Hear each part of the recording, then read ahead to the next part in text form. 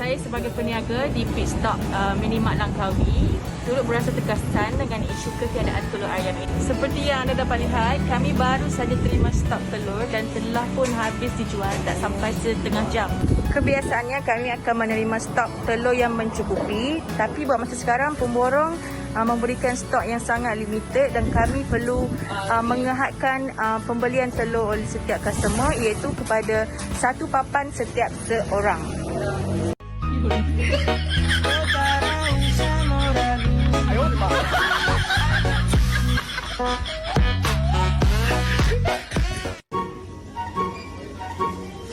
Tak telur ada? Habis.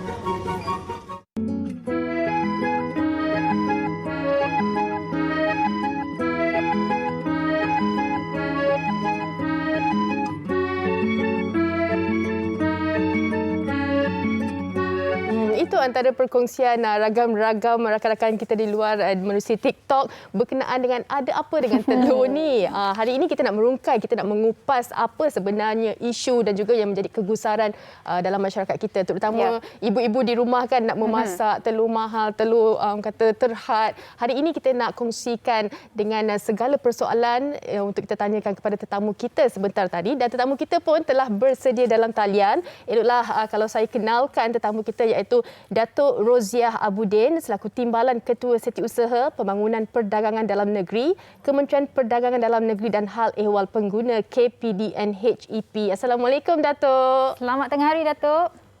Waalaikumsalam warahmatullahi. Selamat tengah hari. Apa khabar Datuk? Sihat Datuk ya? Alhamdulillah, baik. Alhamdulillah. Silakan. Okey, baik Datuk.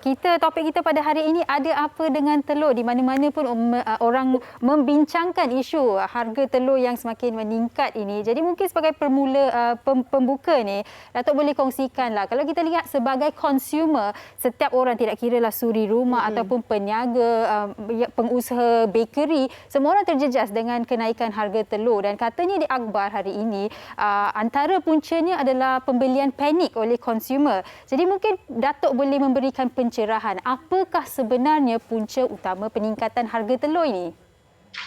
Okey, terima kasih Sugita dan juga Fatin. Pertama sekali, apabila kita bercakap berkaitan dengan harga, kita juga perlu bercakap berkaitan dengan bekalan. Tadi saya tengok klip yang dipaparkan sebelum menunjukkan di kedai di mana telur yang dijual itu cepat habis. Ada yang komplain pergi ke kedai itu tak ada bekalan telur dan sebagainya. Jadi saya ingin jelaskan terlebih dahulu berkaitan dengan bekalan ini. Apabila kita ataupun pihak kerajaan memantau berkaitan dengan bekalan bahan makanan termasuklah ayam dan juga telur ini, kita sebenarnya memantau di dua peringkat. Yang pertama adalah kita memantau di peringkat pengeluaran di ladang. Bekalan di ladang, dan yang kedua kita memantau peringkat bekalan itu di peringkat pengedaran. Pengedaran ini adalah bermaksud di peringkat pemborong dan juga peringkat peruncit di situ. Jadi pemantauan di dua peringkat ini melibatkan dua kementerian. Yang pertama adalah Kementerian Pertanian dan juga Industri Makanan yang memantau bekalan yang berada di peringkat ladang oleh peringkat penternak. Dan kami di Kementerian Perdagangan Dalam Negeri dan Hal Ehwal Pengguna memantau bekalan, keberadaan bekalan di peringkat pengedaran, di peringkat pemborong dan peruncit bagi memastikan bekalan itu tersedia, bekalan itu stabil dan juga mudah diperolehi oleh pengguna.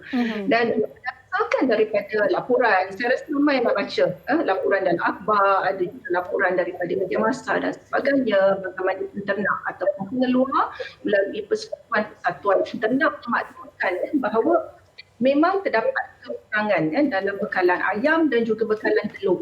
Faktor utama yang menyebabkan kekurangan bekalan ini yang seterusnya membawa kepada peningkatan harga itu adalah kerana kos pengeluaran, kos mengeluarkan ayam atau menternak ayam, kos mengeluarkan telur itu menjadi semakin tinggi. Jadi kenapa kos semakin tinggi sekarang ini? Ini adalah kerana faktor makanan ternakan tersebut, makanan ayam, dedak ayam itu kosnya adalah tinggi kerana bahan mentah bagi kita menghasilkan makanan ternakan itu merupakan bahan mentah yang kita terpaksa import daripada luar negara. Dua bahan utama dalam memproses makanan ternakan ataupun makanan ayam ini adalah jagung bijirin dan juga kacang soya. Kita tiada di dalam negara, kita import terutamanya daripada Brazil dan juga Amerika. Dan dua komoditi jagung dan kacang soya ini telah menunjukkan harga yang berlipat ganda tingginya di pasaran dunia. Jadi kos pengeluaran tinggi menyebabkan pengeluar memilih untuk mengurangkan pengeluaran ataupun pengeluaran dalam negara. Jadi di situlah kita dapati sekarangnya ada kekurangan bekalan yang dinyatakan sebanyak 10 hingga 20% seperti yang ada dilaporkan dalam media massa lah berkaitan dengan telur tersebut. Baik. Itu di pengeluaran. Tapi kalau tadi saya nyatakan kita juga memantau peringkat bekalan, peringkat pengedaran. Peringkat pengedaran ni kalau kita tengok kita berada dalam musim perayaan. Kita berada dalam perayaan Tahun Baru Cina. Bila musim perayaan ni selalunya permintaan daripada pengguna itu sangat meningkatlah, meningkat kali ganda. Kita juga dapati dengan cuti panjang sebagai musim perayaan ini ada kelewatan daripada pengedaran oleh syarikat-syarikat pengangkutan ataupun logistik kepada daripada ladang, kepada pemborong dan juga kepada pengguna. Dan dapati banyak ada berlaku di Terengganu, kalau tak silap saya, di Negeri Sembilan, Perlis dan juga Sarawak. Itu situasi sebenarnya Pak dan juga Sebitang, apa yang berlaku dengan situasi bekalan masa ini. Baik, Datuk, sebelum kita nak panjangkan lagi soalan berkenaan dengan bagaimana antara inisiatif yang dijalankan oleh KPD NHEP sendiri, tapi sebelum tu kita nak bawa pemerhatian Datuk dan juga penonton untuk kita saksikan laporan yang disediakan oleh rakan wartawan kami Syifa. Jom kita saksikan.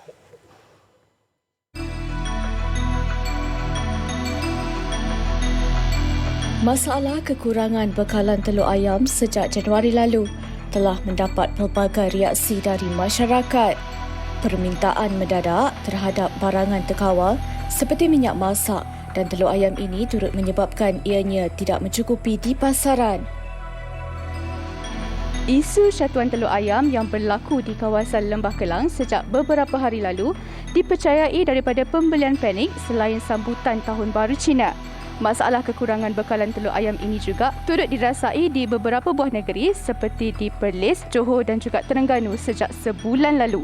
Jadi hari ini saya berada di Shah Alam untuk meninjau sendiri isu bekalan telur ayam yang ada di pasaran.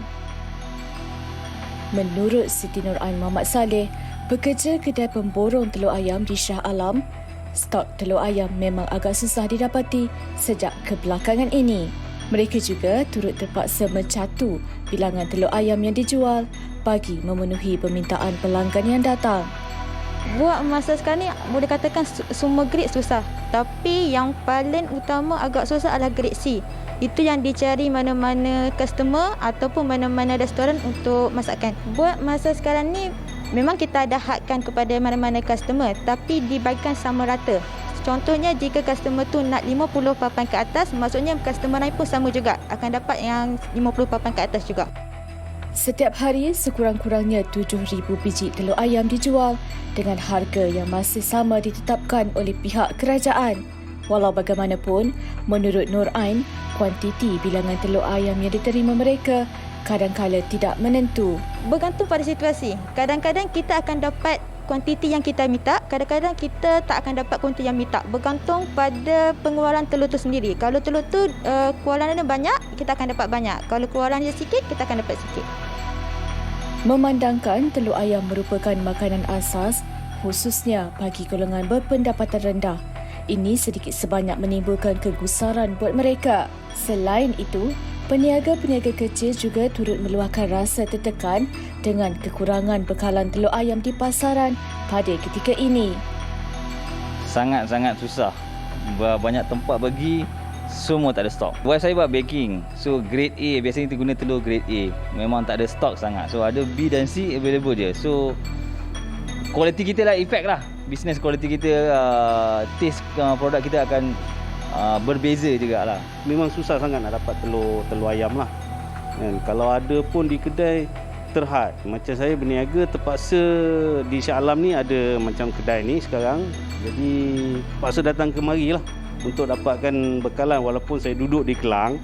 tapi terpaksa sebab kita nak berniaga kan. Harga burger tu saya terpaksa letak di, kalau ikutkan saya punya pengiraan, saya ada bottom dengan upper. So saya letak center, betul-betul tengah, mana saya tak ada rugi banyak dan customer pun tak ada beli dengan harga yang tinggi lah macam tu. Terpaksa lah, hari-hari kena buat calculation tentang hard costing.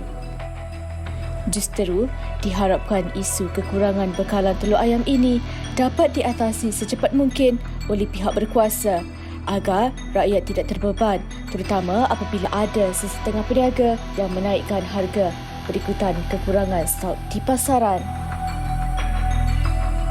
Itu antara suara daripada pengusaha, peniaga kecil dan juga pembeli sendiri yang mana sedikit sebanyak menjejaskan juga pendapatan mereka. Kalau ada mereka yang dalam industri baking dan sebagainya, pasti terjejas kan kalau kita nak raya, kita nak sambut ataupun nak meneruskan kehidupan harian. Baik, kita nak terus tanyakan kepada Datuk antara langkah-langkah proaktif ataupun inisiatif pihak KPDN HEP sendiri dalam mengatasi isu ini dan pastinya kita tak nak berulang lagi lah untuk di masa akan datang. Komen Datuk. Okey, keutamaan kerajaan sebenarnya bukan hanya untuk kita pastikan bekalan telur ayam ataupun ayam yang dalam makanan lain yang dihadapi. Tapi kita juga perlu memastikan bahawa harga adalah harga yang berpatutan dan harga itu perlu stabil. Tak guna kalau bekalan kita mempunyai bekalan tetapi rakyat tidak mampu untuk membeli kerana harga itu mahal dan sebagainya. Itu merupakan konsep kita katakan berkaitan dengan security makanan, ketersediaan dan juga affordability ataupun kemampuan untuk membeli itu perlu ada. Dan faktor ketiga ataupun aspek ketiga yang juga dilihat oleh kerajaan adalah bagi memastikan apa-apa sahaja tindakan ataupun dasar yang dibuat oleh kerajaan itu tidak akan menjejaskan industri penternakan ayam itu sendiri. Sebab industri penternakan ayam kita ni adalah satu industri yang well established, sangat maju dan juga kita mengeksport ayam kita kerana pengeluaran ayam dan juga kita telur kita ayam dalam negara itu melebihi daripada permintaan sebelum ini.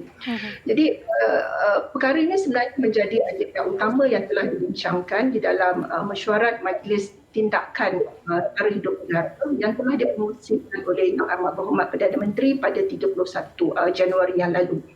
Di mana hasil daripada mesyuarat tersebut seperti yang telah diumumkan bahawa kerajaan telah menetapkan dan membuat pendirian bahawa harga runcit bagi ayam sekilogram ayam ditetapkan pada harga RM8.90 sekilogram.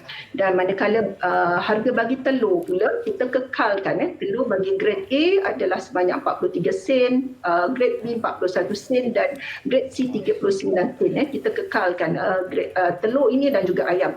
Sekiranya tanpa, di sini saya ingin menegaskan, sekiranya tanpa intervensi daripada kerajaan untuk membuat penetapan harga ini, maka rakyat perlu membayar harga dengan lebih. Sebab tadi saya telah jelaskan berkaitan dengan kos pengeluaran di peringkat ladang yang meningkat kerana faktor tidak boleh dielakkan oleh penternak itu. Kalau tanpa intervensi daripada kerajaan, ini bermaksud untuk kos ataupun harga di peringkat runcit yang perlu dibayar oleh pengguna untuk 1 kilogram ayam itu boleh mencecah lebih daripada RM10.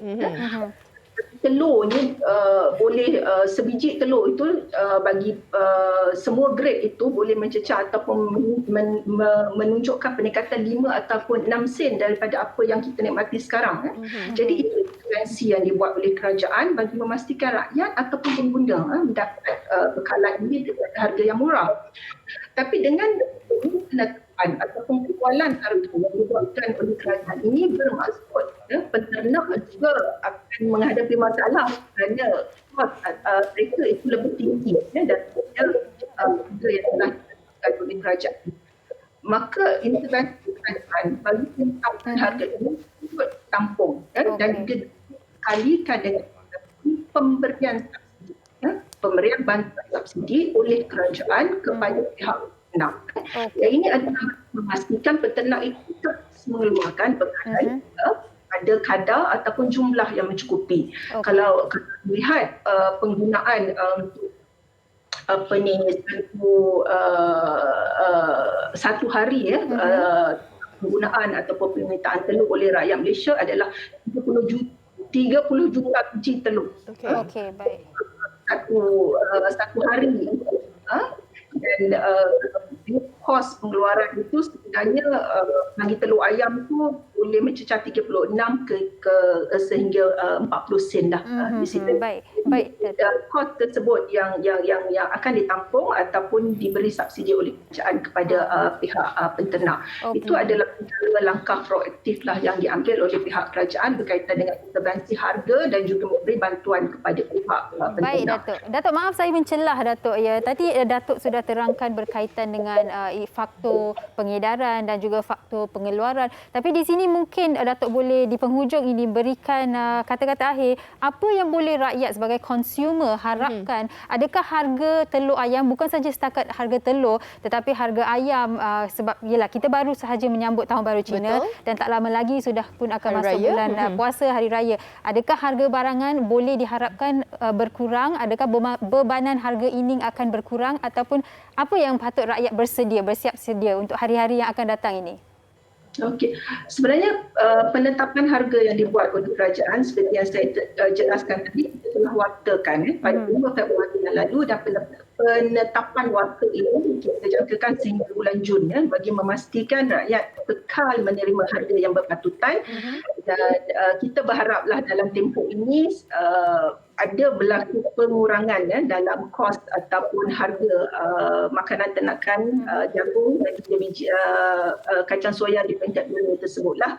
Dan sekiranya apabila berlaku pengurangan kepada dua komuniti utama dalam makanan ternakan ini, maka harga yang lebih rendah kita boleh dapati. Jadi nasihat saya sebenarnya kepada pengguna, kerajaan akan sedaya upaya bersama-sama dengan peternak bagi memastikan kestabilan dalam bekalan ini. Jadi tidak perlulah membuat sebarang pembelian pending ataupun membuat pembelian yang berlebihan daripada apa yang diperlukan yang akan menyebabkan pembaziran. Dan dalam masa yang sama kita juga ingin menasihatkan kepada pihak pengguna supaya tidak, apabila kita pembelian ini kita tidak terlalu taksub ataupun fanatik terhadap premis-premis tertentu ataupun jenama-jenama, memastikan kita tidak dimanipulasi daripada segi kualiti dan juga harga. Cubalah perbandingan harga dan juga mendapatkan perbandingan di tempat premis-premis lain. Kita ada banyak aplikasi mudah alih yang kita sediakan untuk memudahkan pengguna untuk membuat perbandingan harga, seperti aplikasi Price Catcher di bawah Kementerian Perdagangan Dalam Negeri dan Luar Pengguna. Dan saya merasa mana-mana pengguna yang mendapati sekiranya ada mana-mana peniaga ataupun penguncit yang tidak mematuhi etika perniagaan dan melanggar sebarang aturan yang ditetapkan oleh kerajaan untuk daripada penetapan harga yang saya katakan tadi, harga yang perlu disediakan peniaga itu supaya pengguna melaporkan kepada kementerian supaya tindakan kita boleh ambil di bawah akta yang berkaitan. Baik. Okey. Baik, terima kasih Datuk. Saya kira penjelasan yang cukup tepat berkenaan dengan situasi dan juga senario yang kita berdepan sekarang ini, isu kenaikan harga telur ini. Terima kasih kita ucapkan sekali lagi kepada Datuk Rozia Abudin daripada Timbalan Ketua Setiausaha Pembangunan Perdagangan Dalam Negeri, Kementerian Perdagangan Dalam Negeri dan Hal Ehwal Pengguna. Terima kasih banyak-banyak Datuk kerana bersama kami di Wanita Hari ini. Terima kasih dan jaga diri Datuk. Assalamualaikum. Waalaikumsalam warahmatullahi. Okey, baik Fatin. Itu dia penerangan daripada Datuk Rozia tadi. Dan ramai juga dalam kalangan anda di Facebook telah menyuarakan pendapat anda. Tak ada ke usaha yang diambil. Itu dia tadi penerangan daripada Datuk sendiri. Dan saya faham kadang-kadang kita bagi sesetengah orang peningkatan 10 sen ke 20 sen itu tak adalah banyak sangat. Tetapi secara amnya kalau kita lihat, ia memberikan kesan terhadap mereka yang terutamanya menjadi peniaga ataupun pengusaha-pengusaha makanan lah. Sebab kita sebagai consumer pun kita takut bila harga makanan atau bekalan naik, harga makanan naik. Dan apa yang boleh dikongsikan juga tadi Datuk berpesan, kalau sekiranya ada kenaikan yang tak sepatutnya boleh laporkan terus ke pihak KBNHP untuk mereka mengambil tindakan.